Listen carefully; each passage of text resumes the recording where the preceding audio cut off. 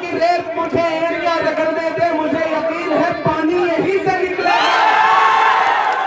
ये कुमरौली की तारीखी सरजमीन है। हमारे यहाँ उत्तर प्रदेश में ये बताया जाता है कि कुमरौली में तो परिंदे भी पढ़े लिखे होते हैं। ये दानिश्वर लोगों का गांव है और मैं इस मिट्टी पर आकर के आपसे एक बात कहना चाहता हूं साथियों कि पूरे बिहार में बदलाव की एक लहर है। बदलाव के लिए तैयार है बिहार। एक नौजवान मुख्यमंत्री तेजस्वी यादव को चुनने जा रहा है बिहार। ऐसे में यहाँ हजारों हजार की तादाद में मौजूद साथियों से इतनी गुजारिश करूंगा कि इस चुनाव में एकजुट होकर के महागठबंधन को जिताने का प्रयास करिए, कोशिश करिए। आपका जो विधायक है वो नकली दवाइयों का कारोबारी रहा है। ऐसे में अब नकली दवाई खाने का समय जा चुका है। पूरे बिहार में एक तरफा महागठबंधन की लहर चल रही है। मैं बछवाड़ा से लेकर के, नालंदा से लेकर के, बिहार शरीफ से लेकर के, पूर्णिया से लेकर के, धमदाहा से लेकर के, बेतिया से लेकर के, राजा पाकर से लेकर के, दीघा से लेकर के, फुलवारी शरीफ से लेकर के आज यहाँ आपके बीच में पहुंचा हूं और पूरा बिहार घूमने के बाद पूरी जिम्मेदारी से कह सकता हूं कि आने वाले 14 नवंबर को तेजस्वी यादव को मुख्यमंत्री बनने यहाँ आपसे ये कहने आया हूं कि कांग्रेस पार्टी ने ऋषि मिश्रा को आपका प्रत्याशी बना करके आपके बीच में भेजा है। मेरे नौजवान साथियों, जब मकसद बड़ा होता है तो छोटी छोटी चीजें नजरअंदाज करनी पड़ती। मेरी बात को बहुत समझदारी से और ध्यान से सुनना कि बरहम की लालच में अपनी दुखती रग का पता दुश्मन को देना सबसे बड़ी बेवकूफी होती है। कम बोलूंगा, ज्यादा समझना। ये चुनाव एक्सपेरिमेंट करने का चुनाव नहीं है। मैं उत्तर प्रदेश से आया हूं, मैं देख रहा हूं लोगों के उजड़ते हुए आशियाने, मैं देख रहा हूं असम में लोगों के टूटते हुए घरौंदे, मैं देख रहा हूं मध्य प्रदेश में किस तरह से सांप्रदायिक एजेंडे को लागू करने की कोशिश की जा रही है। ऐसे में यह इलेक्शन एक्सपेरिमेंट करने का इलेक्शन नहीं है। यह इलेक्शन बिहार में सरकार बदलने का इलेक्शन है। नीतीश कुमार जी बीमार है। कल मोदी जी पटना में रोड शो कर रहे थे, अपने साथ में नीतीश जी को खड़ा भी नहीं किया उन्होंने। इसका मतलब क्या है? इसका मतलब है कि काम हो चुका है। भाजपा समझ चुकी है कि नीतीश जी जा रहे हैं, भाजपा जा रही है, इसीलिए नरेंद्र मोदी जी नीतीश कुमार को अपने साथ खड़ा भी नहीं कर रहे हैं। वरना पटना में रोड शो हो और नीतीश जी जो एनडीए गठबंधन का चेहरा हो सकते हैं, उनको नरेंद्र मोदी अपने साथ में खड़ा भी नहीं कर रहे गाड़ी पर। इसका मकसद क्या है? मेरे भाई मुझसे मीडिया के साथियों ने कहा कि नीतीश जी के बारे में आप क्या कहेंगे।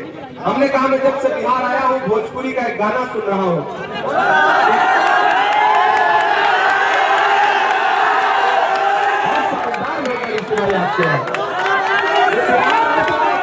ये उल्टी चिड़िया के पर पहचानता है। अगर दिल्ली में बैठ करके गुजरात के व्यापारियों को ये लगता है कि वो बिहार को दिल्ली के रिमोट कंट्रोल से चलाएंगे तो ये नहीं होगा। बिहार को बिहार की जनता चलाएगी, यहाँ के नौजवान चलाएंगे। उन्होंने पूछा कि नीतीश जी के बारे में क्या कहेंगे। मैंने कहा भाई भोजपुरी का गाना है कि छन छन बदले तोरे मिजाज। एक तरफ भाजपा खड़ी है जिनके पास झूठी बातें हैं, जिनके पास झूठे नारे हैं, और एक तरफ महागठबंधन खड़ा है जो अपने मैनिफेस्टो में क्या वादा कर रहा है कि जैसे ही महागठबंधन की सरकार बनेगी हम बिहार के हर परिवार के एक युवा को नौकरी देने का वादा करते हैं। यहाँ एक नौजवान साथी पोस्टर लेकर के खड़ा है कि स्टेडियम कब बनेगा। ये मेरे नौजवान, ये मैं जज्बे का सलाम करता हूँ। बहुत अच्छा सवाल है। जीवेश मिश्रा ने स्टेडियम बना के नहीं दिया, उनको हरा करके घर बैठाओ, ऋषि मिश्रा को जिता करके असेंबली पहुंचाओ। बनेगा, लाइब्रेरी भी बनेगी, स्कूल भी बनेगा।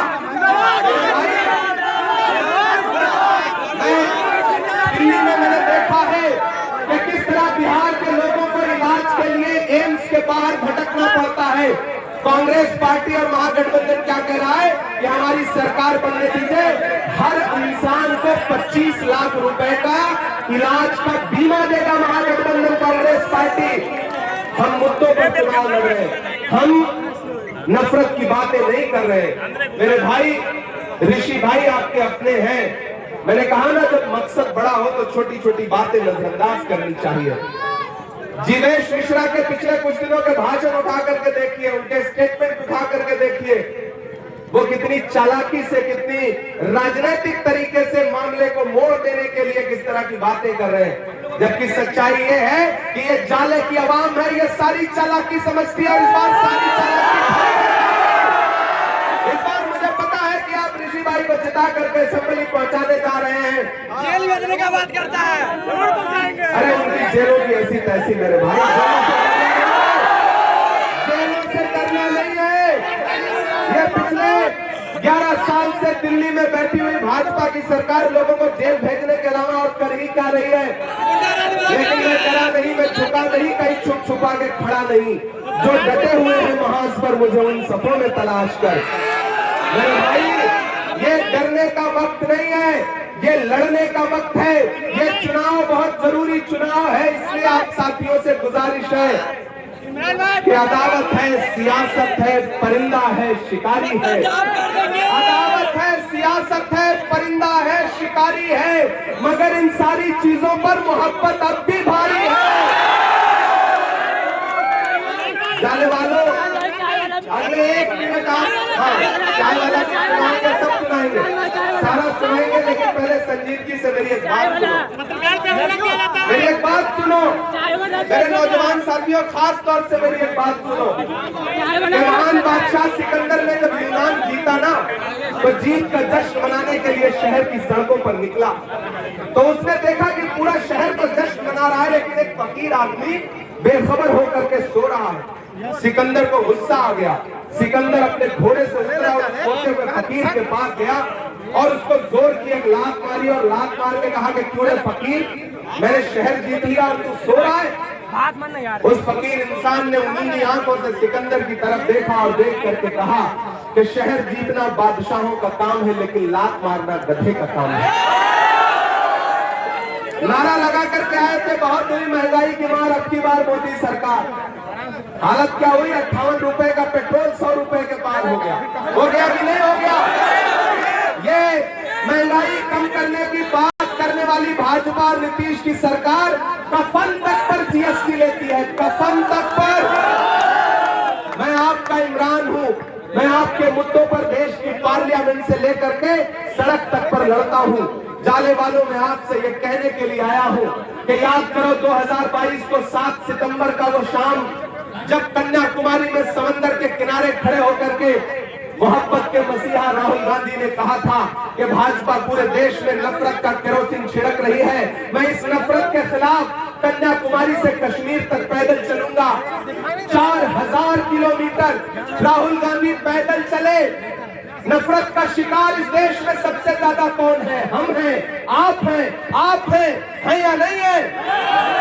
ऐसे में उस नफरत के खिलाफ 4000 किलोमीटर राहुल गांधी चलते रहे, बस एक नारा लगाते हुए, नफरत छोड़ो भारत जोड़ो।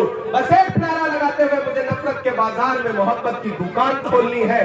मैं चला हूं राहुल गांधी के साथ। जब मैं उनके साथ कंधे से कंधा मिला के चलता था, तो मुझसे मीडिया के साथी कहते थे कि इमरान साहब, आप शायर पहले हैं, सांसद बाद में हैं, राहुल गांधी के साथ चल रहे हैं, क्या कहेंगे? तब मैं कहता था कि जो हर जालिम से टकराएगी वो आंधी बनाऊंगा, जो हर जालिम से टकराएगी वो आंधी बनाऊंगा। नए अंग्रेज आए हैं, नया गांधी बनाऊंगा। हमने देखा है राहुल गांधी के माथे का बहता हुआ पसीना, हमने देखा है राहुल गांधी के पैर के छाले। मेरे भाई, आप तो इस बात पर ईमान रखते हो ना कि मजदूर का पसीना सूखने से पहले उसकी मजदूरी उसे दे दी जाए। रखते हो या नहीं रखते हो? मैं रखता हूं इस बात पर ईमान। मेरा भरोसा है कि मजदूर का पसीना सूखने से पहले उसकी मजदूरी उसे दे दी जाए। तो मैंने देखा है राहुल गांधी के पैर के छाले, मैंने देखा है राहुल गांधी के माथे का बहता पसीना। आज मैं जाले में आपसे राहुल गांधी की मजदूरी मांगने के लिए आया हूं और राहुल गांधी ने ऋषि मिश्रा को अपना नुमाइंदा बना करके आपके बीच में भेजा है। इसलिए अपना एक एक वोट लेकर के 6 नवंबर को घरों से बाहर निकलिए और अगर आपने अपना एक एक वोट दे करके जाले में कांग्रेस का विधायक बना दिया और बिहार में 14 नवंबर 2025 को तेजस्वी यादव को बिहार का मुख्यमंत्री बना दिया, तो फिर 2029 में राहुल गांधी को इस देश का प्रधानमंत्री बनने से ये लड़ाई बहुत बड़ी है और इस लड़ाई में खतरा डॉक्टर बाबा साहब अम्बेडकर के संविधान पर है, लोकतंत्र पर है। ये नफरत के पुजारी, ये बिहार को सौतेली नजर से देखने वाले भाजपा के लोग, गृह मंत्री अमित शाह आकर के बिहार में कहते हैं कि बिहार में फैक्ट्री इसलिए नहीं लग पाई क्योंकि यहाँ पर जमीन कम है। अरे अमित शाह जी, आपने भागलपुर की 1000 एकड़ जमीन अपने उद्योगपति दोस्तों को 1 रुपए लीज पर दे दिया। बिहार में जमीन है, बिहार में नौजवानों में जज्बा है, बिहार के नौजवानों में नौकरी करने का हिम्मत है, जज्बा है, अपने खून पसीने से मेहनत से अपना पेट और अपना परिवार पालने का जज्बा है। ऐसे में इनके जज्बे का अपमान मत करिए। ये बिहार के लोग हैं, अब ये तय करेंगे कि बिहार कैसे चलेगा। दिल्ली में बैठा हुआ हाकिम नहीं तय कर सकता कि बिहार कैसे चलेगा।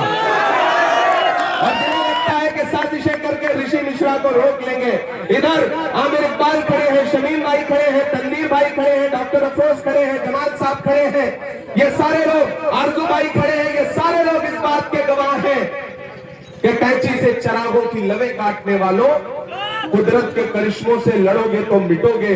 तुम फूल को चुटकी में मसल सकते हो लेकिन खुशबू को बिखरने से नहीं रोक सकोगे। मोहब्बत की खुशबू है और ऋषि भाई आपसे वादा कर रहे हैं आज मेरे सामने कि आप एक बार इन पर भरोसा जताइए, इन्हें असेंबली पहुंचाइए।